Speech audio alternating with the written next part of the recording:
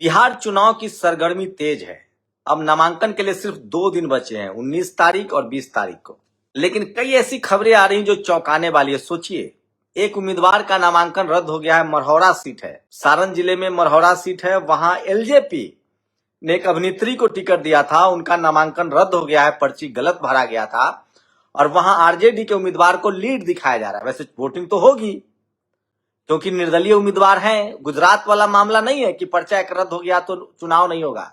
गुजरात में ऐसा हुआ था कि एक पर्चा रद्द हो गया था कांग्रेस का, तो बीजेपी को विजेता घोषित कर दिया गया था, जबकि वहां निर्दलीय उम्मीदवार थे। लेकिन सोचिए, अंतिम दिन जिस तरह से 17 तारीख को भरपूर नामांकन हुआ है, पहले चरण में 121 सीटों पर, अगर 25-30 नामांकन रद्द हो जाए इंडिया गठबंधन का, तो सोचिए क्या होगा। तो रास्ता जरूर खुला है, एक सीट पर आरजेडी को फायदा होता दिख रहा है, लेकिन इससे शेर के मुंह में खून लग जाएगा। अब बिहार में अभी शेर कौन बना हुआ है आप सब जानते हैं। देखिए क्या होता है, 20 तक सब दूध का दूध और पानी का पानी हो जाएगा। दूसरे फेज में 122 सीटों पर 20 तारीख तक नामांकन है। उसके बाद 23 तारीख को उसकी स्क्रूटनी होगी। 22, 23, 24, 25 तक सब साफ हो जाएगा और 6 तारीख को पहले दौर की वोटिंग होगी। उसके बाद 11 तारीख को वोटिंग होगी और काउंटिंग जो है वो 14 तारीख को होगी। तो सबसे बड़ी खबरें हैं, उसमें सबसे बड़ी खबर चुनाव के बीच में ये है। वहीं इंडिया गठबंधन की तरफ से अब झारखंड के मुख्यमंत्री ने कहा है कि हम भी चुनाव लड़ेंगे। तो तेजस्वी यादव के लिए ये करो या मरो है, डू एंड डाई है, और वो सारे फैसले खुद ले रहे हैं। कांग्रेस गठबंधन को लेकर जो अटकलबाजियां है वो साफ होती दिख रही है। ऐसा कुछ नहीं है, गठबंधन तो बना हुआ है, लेकिन फिलहाल जो रिदम बना हुआ है, मोमेंटम बना हुआ है, वो शानदार है। नीतीश कुमार को लेकर चर्चा गर्म है। जिस तरह से पहले अमित शाह ने कहा कि मुख्यमंत्री तो विधायक चुनेंगे, जिस तरह से चिराग पासवान ने कहा कि मुख्यमंत्री तो विधायक चुनते हैं, उसके बाद से नीतीश कुमार जो है वो नीतीश कुमार राजनीति के घाघ हैं, मंझे हुए खिलाड़ी हैं। इस बार उन्होंने सामाजिक न्याय के नाम पर टिकट बांटा है। उनके पास सिर्फ 22 सवर्ण समाज के लोग, अगर वो 10 जीत भी जाती है तो पार्टी नहीं तोड़ पाएंगे, क्योंकि 75 से ज्यादा उम्मीदवार उनके दलित, पिछड़े या अल्पसंख्यक हैं जो शायद ही पार्टी तोड़ पाए। तो नीतीश कुमार ने अपना पत्ता चल दिया। इसी बीच मैथिली ठाकुर के रैली में एक कुर्सी देखिए। मैथिली ठाकुर को पैराशूट कैंडिडेट कहा जा रहा है, वो ऊपर से आई हैं, लेकिन उनके रैली में लोग ही नहीं आए, कुर्सियां खाली रही। ये सबसे बड़ी खबर है जो आज सोशल मीडिया पर वायरल है। तो चुनाव जो है वो धीरे धीरे परवान चढ़ रहा है और बिहार में चुनाव को लेकर सरगर्मी तेज है और सबसे ज्यादा फिर से नजर नीतीश कुमार पर है कि नीतीश कुमार क्या करेंगे। नीतीश कुमार, और कहा जा रहा है कि अमित शाह और नीतीश कुमार के बीच मुलाकात हुई। नीतीश जी ने कह दिया कि जब आपने कहीं दिया है कि मुख्यमंत्री का चुनाव के बाद होगा, विधायक चुनेंगे, तो फिर हमारी आपकी बातचीत भी अब चुनाव के बाद ही होगी। दोनों पार्टी फिलहाल एक 100 सीट पर लड़ रही है। देखते हैं इस बार नीतीश कुमार भारी पड़ते हैं या नहीं। लेकिन कुछ और खबरें हैं देश की जो आपसे बताना जरूरी है। सोचिए, नड्डा, बीजेपी के जो राष्ट्रीय अध्यक्ष हैं जेपी नड्डा, वो स्वास्थ्य मंत्री हैं। बच्चे कफ सिरप पीने से मर रहे हैं। राजस्थान में कफ सिरप पर जो नाम था कंपनी का, उसको हटा दिया गया और अब कहा जा रहा है कि एंटीबायोटिक सिरप में कीड़े मिले हैं। लेकिन क्या मजाल है कि कोई टीवी अखबार इस देश के स्वास्थ्य मंत्री से सवाल पूछ लेगा या मैथिली ठाकुर की रैली में भीड़ नहीं है। आप बीजेपी से सवाल ही नहीं पूछ सकते हैं। और सोचिए, दिल्ली यूनिवर्सिटी में एबीपी के छात्रों ने एक टीचर को थप्पड़ मारा। मंदसौर में एबीपी के छात्रों ने लड़कियों के कपड़े बदलते हुए वीडियो शूट कर लिए।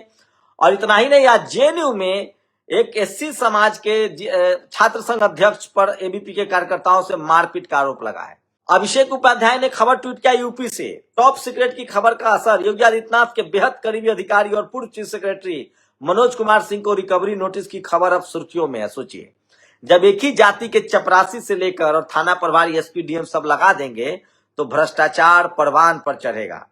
और सीपीआईएमएल ने कमाल किया है। सीपीआईएमएल ने अब तक जो सबसे ज्यादा दलित पिछड़ों को अगर टिकट दिया है, लगभग 99% दलित पिछड़ों को सीपीआईएमएल ने टिकट दिया है। एक सवर्ण उम्मीदवार जो है वो उनके खाते में है। और ये छात्रा है जो पीड़ित शोषित वंचित समाज से हैं, ये सोशल मीडिया पर सबसे ज्यादा पॉपुलर हो रही हैं। इन्होंने कैमरे पर साफ साफ कहा कि आज भी हमें जातिवाद झेलना पड़ता है और क्या इस देश का सवर्ण समाज दलित पिछड़े नेताओं को वोट देता है। सोचिए, हम लोग 10 साल से रोज ये बात कह रहे हैं जब से हमने सोशल मीडिया बनाया है। और सोचिए पैसा और जाति का कितना घालमेल है। बिहार में एक अरुण सिंह है, भूमिहार समाज से हैं। उन्होंने ही कहा था कि नीतीश कुमार का कलेजा तोड़ देंगे। इसके लिए उनको कोर्ट से 2 साल की सजा हुई थी, बाद में हाई कोर्ट से बरी हो गए। अब उनके बेटा को टिकट मिला है जदयू से, उनके भाई को मिला है मांझी जी से, और भतीजा को मिला भी है मांझी जी से। मतलब एक ही परिवार में 3-3 टिकट है। भूमिहार समाज को सबसे बम्पर टिकट मिला है, बीजेपी में भी मिला है, लोजपा ने भी दिया है, कुशवाहा जी ने भी दिया है और कांग्रेस ने भी दिया है। लगभग कहा जा रहा है कि 90 के आसपास टिकट दोनों गठबंधन से उनको मिला है, तो उनका दबदबा रहेगा। ये सबसे बड़ी खबर है जो सोशल मीडिया पर वायरल है। और अशोक महतो ने आज नामांकन किया है। क्या जनसैलाब उमड़ा है, आप अंदाजा नहीं लगा सकते। अशोक महतो की पत्नी जो है वो कैंडिडेट हैं, ये बड़ी खबर बता रहा हूं। अशोक महतो की जो पत्नी है वो कैंडिडेट है वारसलीगंज से, और ये बड़ी खबर है। और आज उनकी रैली में जनसैलाब उमड़ा है। सोचिए, मैथिली ठाकुर की रैली में कुर्सियां खाली है, लेकिन वो राष्ट्रीय खबर है। और अशोक महतो की रैली दिखाऊंगा जहां जनसैलाब उमड़ा, लेकिन कोई बात करने वाला नहीं है। और अब बात कोलेजियम सिस्टम से बने जजों की। 50% वाली लिमिट याद रखिए। ओबीसी कोटे को लेकर सुप्रीम कोर्ट से सरकार को झटका। आप सोचिए, तेलंगाना में 42% ओबीसी को रिजर्वेशन मिला। ये कह रहे हैं 50% का कैप न टूटे, और इकोनॉमिक वीकर सेक्शन में 50% का कैप नहीं टूट रहा था। मध्य प्रदेश में 27% रिजर्वेशन पर ये कहते हैं कि कैप न टूटे। इकोनॉमिक वीकर सेक्शन सवर्णों को आर्थिक आधार पर आरक्षण में कैप नहीं टूटा था। और एमपी में एक दलित युवक पर बेरहमी से हमला करके जाति सूचक गालियां देते उस पर पेशाब करने एवं मां का बाल पकड़कर घसीटने के मामले में आरोपित सरपंच रामानुज पांडे बीजेपी विधायक प्रणय पांडे का करीबी निकला। ये देश जाति प्रधान देश है। जब तक आप लोग नहीं समझेंगे तब तक आपको न्याय नहीं मिलेगा। पंचकुला में आज बीएसपी के समर्थकों ने प्रोटेस्ट किया है, जिस तरह से वहां दलित समाज के आईपीएस को मरने के लिए मजबूर कर दिया गया था। तो ये तमाम बड़ी खबरें हैं जो सोशल मीडिया पर वायरल है, और सोशल मीडिया ही सच्चा मीडिया है, सोशल मीडिया ही बहुजन मीडिया है। कोषागार घोटाले की रकम पहुंची 100 करोड़ चित्रकूट। अब इस पर कोई बहस नहीं होगी। ये मैं बार बार कह रहा हूं कि बहुजन मीडिया ही सोशल मीडिया है, सोशल मीडिया ही बहुजन मीडिया है। अब बिहार चुनाव में चित्रा त्रिपाठी आते ही बेनकाब हो गई हैं। जिस तरह से वो दलित पिछड़े समाज की महिलाओं को ह्यूमिलिएट कर रही थी, उनसे पूछ रही थी कि कितने बच्चे पैदा कर रही हो, कौन जात हो, किसको वोट दोगी। सवाल है कि चित्रा त्रिपाठी क्या सवर्ण समाज के पास जाके ये सारे बात पूछ सकती हैं और फट जाइए इस गिरफ्तार। नौकरी के नाम पर 80 करोड़ की ठगी। आप लोग बताइए इसका नाम क्या हो सकता है। मैं बता दे रहा हूं, विवेक मिश्रा। तो ये सब ताकत जो है ना, ये जाति से आती है। जब तक आप जातिवाद के खेल को नहीं समझेंगे तब तक इस पूरे देश को नहीं समझ पाएंगे। ये जाति प्रधान देश है, ये कृषि प्रधान देश नहीं है। और ये तस्वीरें देखिए, अशोक महतो की रैली में जनसैलाब उमड़ा है, जो मैं आपको दिखा रहा हूं। बड़ी भीड़ जुटी है, जनसैलाब उमड़ा है।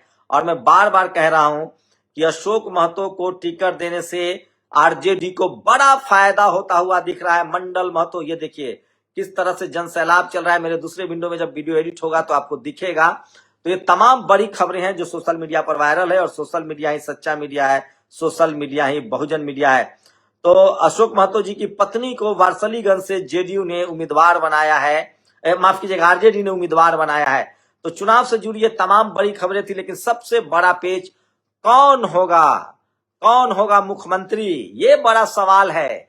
एनडीए ने, बीजेपी ने, अमित शाह ने साफ कर दिया है विधायक चुनेंगे। चिराग पासवान कह रहे हैं कि बिल्कुल विधायक चुनेंगे। तो क्या नीतीश कुमार और चिराग पासवान को आपस में लड़ाकर मलाई कोई और खा जाएगा? अगर आप दलित हैं, पिछड़े हैं, किसान हैं, आदिवासी, अल्पसंख्यक हैं, तो आप चाहते नहीं है कि बुलडोजर वाला राज हो, जुर्माना लग जाए, धरना प्रदर्शन न हो, सरकारी नौकरियां मिलती रहे, तो आपको तय करना है।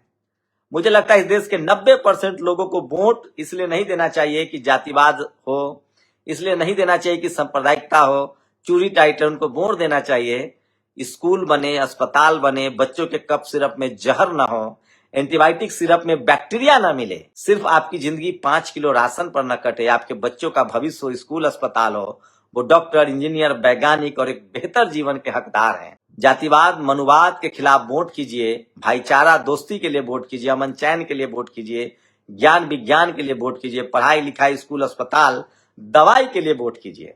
और सोचिए, सुप्रीम कोर्ट को इकोनॉमिक वीकर सेक्शन पर 50% का कैप नहीं दिखता है, लेकिन जैसे ही ओबीसी को आरक्षण बढ़ाने की बात आती है, इनको 50% का कैप दिखने लगता है।